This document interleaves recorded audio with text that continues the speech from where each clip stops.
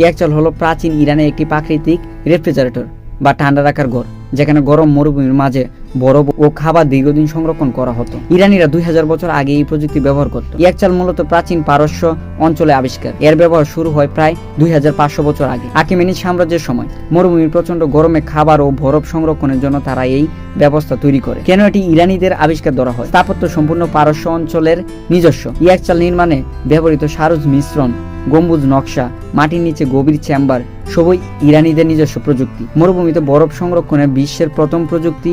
অন্যান্য সভ্যতা তখনও বরফ দীর্ঘদিন সংরক্ষণের ব্যবস্থা তৈরি করেনি। ইরানের অনেক পুরনো শহরে এর ধ্বংসাবশেষ পাওয়া গেছে, যেমন ইয়াজ, কেরমান, কাশান। এসব অঞ্চলে শত শত বছরের ইয়াকচাল আজও দেখা যায়। ইয়াকচাল হলো ইরানিদেরই আবিষ্কার, যা প্রাচীন পারস্য সভ্যতার প্রকৌশল দক্ষতার প্রমাণ। ইয়াকচাল আবিষ্কারের সময়কাল। প্রাচীন পারস্যে ইয়াকচালের ব্যবহার শুরু হয় প্রায় 2500 খ্রিস্টপূর্ব থেকে 2400 খ্রিস্টপূর্ব আগে, আকিমেনিড সাম্রাজ্যের সময় এটি ব্যাপকভাবে ব্যবহৃত হতো। পরে সাসানিদ সাম্রাজ্য সহ আরো বিভিন্ন যুগে এর উন্নত সংস্করণ দেখা যায়। ইয়াকচালের ভিতরের কাঠামো। গম্বুজ সারুজ নামে তাপ প্রতিরোধক মিশ্রণে তৈরি, সূর্যের তাপ ঢুকতে দেয় না। মাটির নিচে বড় স্টোরেজ রুম, নিচে নামলে তাপমাত্রা স্বাভাবিকভাবেই কমে।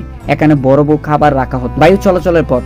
বাইরে থেকে ঠান্ডা বাতাস ভেতরে ঢুকতো, গরম বাতাস উপর দিয়ে বের হয়ে যেত। কেনাত বা সংযোগ, ভূগর্ভস্থ ঠান্ডা পানি ইয়াকচালে এনে তাপমাত্রা আরো কমাত। ইয়াকচালের মূল বৈশিষ্ট্য: গম্বুজ আকৃতি, বড় স্টোরেজ, উপরে অংশ গম্বুজ আর নিচে অনেক গভীর চেম্বারে। মাটির নিচে মাটির গভীরতা তাপমাত্রা কম রাখে। বিশেষ তাপমাত্রা নির্ধারক দেয়াল বানানো হতো সারুজ নামে বিশেষ মিশ্রণ থেকে, চুন, বালু, ছাই, ডিমে সাদা অংশ।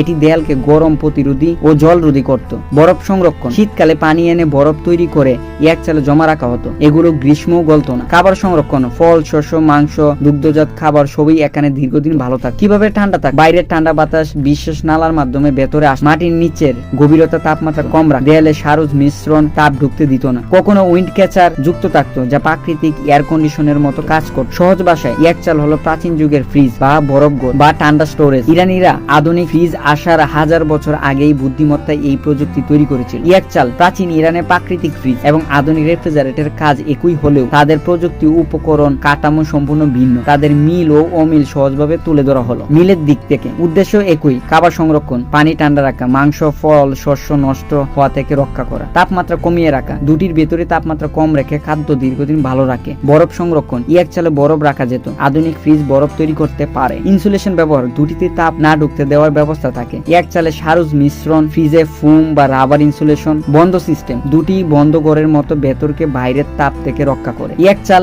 এবং রেফ্রিজারেটরের মধ্যে অমিল। প্রযুক্তিগত পার্থক্য। ইয়াকচাল সম্পূর্ণ প্রাকৃতিক কুলিং সিস্টেম, বায়ু চলাচল, মাটি, গম্বুজ, কেনাত সবই প্রাকৃতিক উপাদান, কোনো বিদ্যুৎ নেই। অন্যদিকে আধুনিক রেফ্রিজারেটর কম্প্রেসর, রেফ্রিজারেন্ট গ্যাস ব্যবহার করে, ফ্রিয়ন, HFC গ্যাস, সম্পূর্ণ যান্ত্রিক ও বিদ্যুৎ নির্ভর। গঠনের দিক থেকে ইয়াকচাল বিশাল গম্বুজ, মাটির নিচে বহু ফুট গভীর ঘর, স্থানীয় খাদা, ছাই, চুনের মিশ্রণ, বাতাস চলাচলের নালা। অন্যদিকে রেফ্রিজারেটর ছোট বক্স আকৃতি, স্টিল বা প্লাস্টিকের তাক, ডোর সিল, রাবার গ্যাসকেট, ফ্রিজ বা ফ্রিজার, আলাদা চেম্বার। কুলিং উৎসর দিক থেকে পার্থক্য। ইয়াকচাল রাতের ঠান্ডা, মাটির প্রাকৃতিক ঠান্ডা এবং কেনাত বা উইন্ড ক্যাচার দিয়ে ঠান্ডা বাতাস। অন্যদিকে refrigerator coolant gas, electronic motor, evaporator ও কন্ডেন্সার। ব্যবহারের দিক থেকে পার্থক্য। ইয়াকচাল পুরো শহর বা গ্রামের জন্য বড় স্টোর, বাড়ির ভেতরে রাখা যেত না, মরুভূমি অঞ্চলে বেশি কার্যকর। অন্যদিকে রেফ্রিজারেটর ছোট, ব্যক্তিগত, বাড়ি, অফিস, দোকান সব জায়গায় যে কোনো দেশে ব্যবহারযোগ্য। তাপমাত্রা নিয়ন্ত্রণের দিক থেকে ইয়াকচাল তাপমাত্রা স্থিরভাবে নিয়ন্ত্রণ করা যায় না, পুরোপুরি পরিবেশের উপর নির্ভরশীল। অন্যদিকে রেফ্রিজারেটর থার্মোস্ট্যাট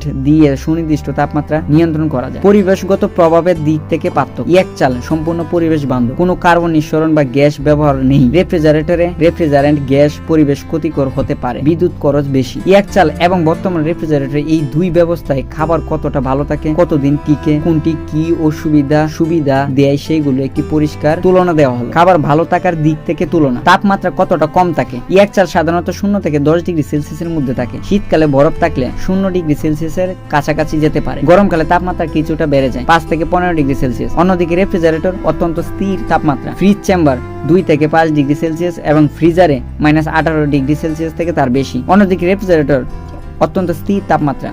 ফ্রিজের চেম্বার 2 ডিগ্রি সেলসিয়াস থেকে 5 degree Celsius, freezer -18 degree Celsius বা তার নিচে। কতদিন খাবার ভালো থাকে? এই অনুযায়ী ইয়াকচালে ভালো থাকে ফল 7 থেকে 15 দিন, শাকসবজি 3 থেকে 7 দিন, রান্না করা খাবার 1 থেকে 2 দিন, দুধ কয়েক ঘন্টা বা 1 দিন, মাংস 1 থেকে 2 দিন এবং বরফ কয়েক সপ্তাহ। অন্যদিকে আধুনিক ফ্রিজে ফল 20 থেকে 45 দিন, শাকসবজি 10 থেকে 15 দিন, রান্না করা খাবার 3 থেকে 5 দিন, দুধ 3 থেকে 7 দিন, মাংস 5 থেকে 7 দিন এবং বরফ যতদিন খুশি। বিদ্যুৎ থাকলে খাবার নষ্ট হওয়ার ঝুঁকি। এক চাল তাপমাত্রা ওঠানামা বেশি, খাবার তাড়াতাড়ি নষ্ট হতে পারে, গরমের সময় ঝুঁকি বেশি, আর্দ্রতা বেশি, ফল সবজি ছত্রাক ধরতে পারে, পোকামাকড় ঢোকার সম্ভাবনা থাকে যদি ভালোভাবে বন্ধ না থাকে। অন্যদিকে রেফ্রিজারেটর নির্দিষ্ট ওয়াটেজে ক্রমাগত ঠান্ডা, ব্যাকটেরিয়া বৃদ্ধির হার কম, দরজা সিল থাকায় পোকামাকড় ঢুকেন, আর্দ্রতা নিয়ন্ত্রণ করা যায়। খাবারের স্বাদ ও গুণগত মানের দিক থেকে পার্থক্য। এক চালে ফল ও শস্য বেশ দীর্ঘদিন প্রাকৃতিকভাবে ভালো থাকে, বরফের কারণে স্বাভাবিক ঠান্ডা। অন্যদিকে রেফ্রিজারেটর খাবারের গুণগত মান তুলনামূলক বেশি ভালো থাকে, মাংস দুধ সবজি সবই বেশি দিন থাকে, তাপমাত্রা স্থির থাকায় স্বাদ নষ্ট হওয়ার হার কম। পরিবেশগত দিক থেকে খাবারের নিরাপত্তা। এক চাল হলো সম্পূর্ণ প্রাকৃতিক, রাসায়নিক নেই, পরিবেশ বান্ধব। অন্যদিকে রেফ্রিজারেন্ট গ্যাস সম্ভাব্য ঝুঁকি, কিন্তু খাবার সংরক্ষণে বেশি নিরাপদ।